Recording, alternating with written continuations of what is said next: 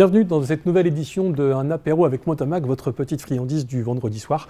Et aujourd'hui, on va parler d'une machine extraordinaire, tout simplement parce que si vous étiez jeune motard dans les années 90, vous n'avez pas pu ne pas fantasmer sur cette Aprilia RS 250 dont les deux versions sont ici avec moi grâce à l'accueil de Bike Echo à Vitrolles qui est spécialiste dans l'import généralement japonais de machines un peu de collection et de caractère. Cette machine, figurez-vous qu'elle fut titrée 9 fois en Grand Prix 250 entre 1994 et 2007, 3 fois avec Max Biaggi, les noms des pilotes, on a affaire, c'est pas n'importe qui, 3 titres avec Biaggi, 2 titres avec Lorenzo, et puis un titre avec Melandri, Capirossi, Poggiali et aussi Valentino Rossi, tous ces pilotes qui ont fait partie de l'élite du monde du GP pendant des années, voire des décennies, ont contribué au succès et à l'aura de cette RS 250.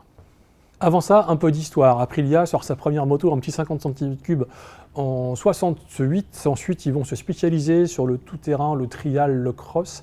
Et ils décident de rentrer dans l'univers des GP en 1985, histoire de diversifier un peu leur offre, parce qu'ils commencent à faire des petites 125, notamment la F1. Et cet engagement en GP participe justement de l'aura qu'ont ces 125, qui sont extrêmement importantes à l'époque, notamment sur le marché italien. L'engagement en Grand Prix est rapidement couronné de succès. Première victoire d'Aprilia en Grand Prix avec Loris Reggiani en 1987, et puis en 92, titre mondial en 125 avec Alessandro Gramini.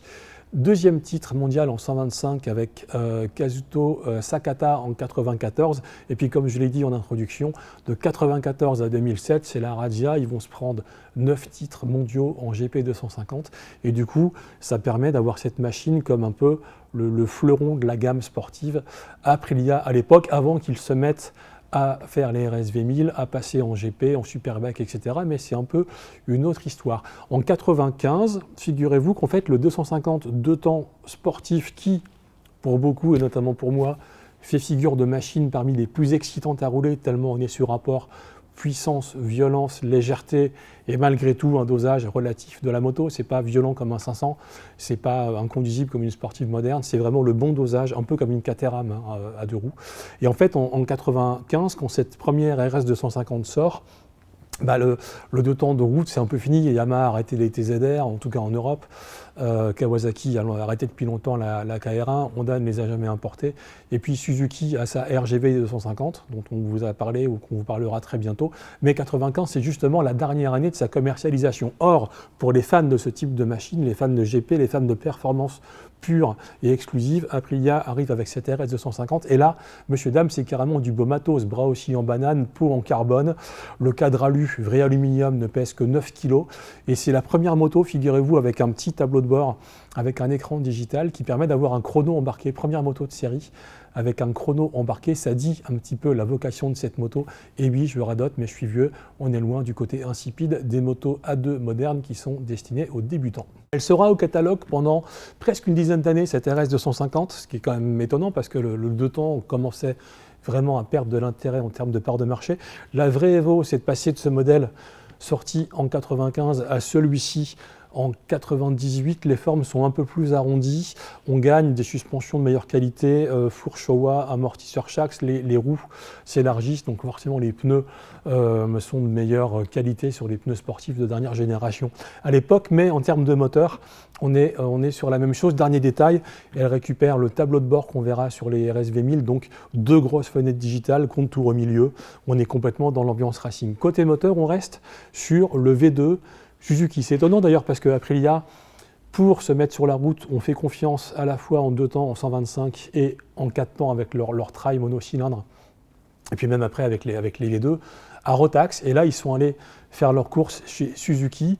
Ce qui est tout aussi étonnant, c'est que quand il est badgé Suzuki, le V2 sort 62 chevaux, et quand il est badgé Aprilia, le V2 sort 70 chevaux. Alors là, il y a un peu match entre les versions. Certains disent que il y a une part de pipeau à l'italienne, que c'est Pancolon Aprilia sur les carters, qu'on a gagné un tel écart de puissance, d'autant que Aprilia précisait que si les diagrammes de distribution avaient été un peu différents, que la culasse était retravaillée, qu'en fait tout se passait dans les échappements.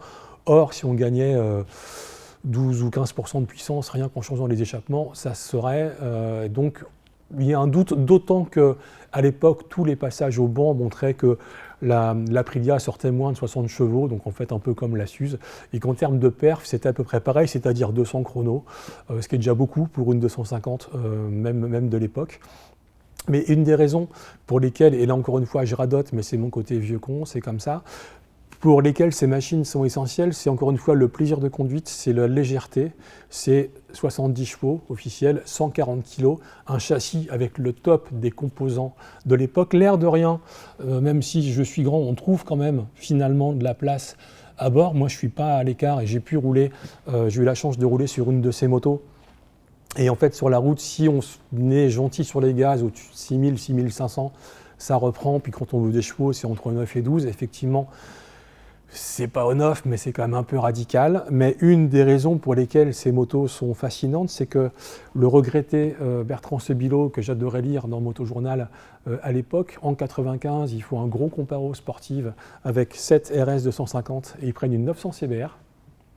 Ils vont sur le tracé qui est quand même rapide du Vigan, et en fait l'écart entre la CBR et la petite 250 n'est que 2,5 secondes au tour chrono. Ça prouve un peu le potentiel de ces machines quand on savait bien entendu les exploiter, et ces machines qui, encore une fois, délivrent des sensations et des plaisirs qui ont complètement disparu du catalogue moderne des gammes. Faut-il en acheter une? Évidemment oui, pour ça il faut des sous, parce que la cote de CRS ne cesse de monter. On a passé largement le cap des 10 000, les propres s'affiche, est-ce qu'elle se vend à ce prix-là, mais s'affiche à 12, 14, donc ça commence à faire beaucoup. En termes de pièces, côté châssis, il y a du bon matos, côté moteur, c'est du Suze. On trouve des pièces en adaptable, évidemment, c'est du Dotan. Donc un papy qui a acheté ça pour aller chercher le pain le dimanche matin quand il faisait beau, ça n'existe pas, donc ça a vécu. Ça n'a pas toujours beaucoup de kilomètres, ces motos, donc finalement, quelques affaires sont encore possibles. En tout cas, moi, j'adore, dites-nous ce que vous pensez de ces Aprilia RS 250. Est-ce qu'une RS 660, par exemple, aujourd'hui, elle est certes plus efficace, mais est-ce qu'elle est plus sympa? C'est carrément pas sûr. Merci encore une fois, on l'a dit, à Bike Eco, Fred qui est derrière la caméra. Montre-nous le décor dans lequel nous sommes et la magie de ces motos qui nous font tous rêver. Je suis content de ne pas être venu avec mon chéquier une nouvelle fois, sinon je me serais ruiné. On est prudent sur la route en RS 250 comme avec autre chose. Bisous sur le casque, à très bientôt pour une autre émission sur la chaîne YouTube de Motomag.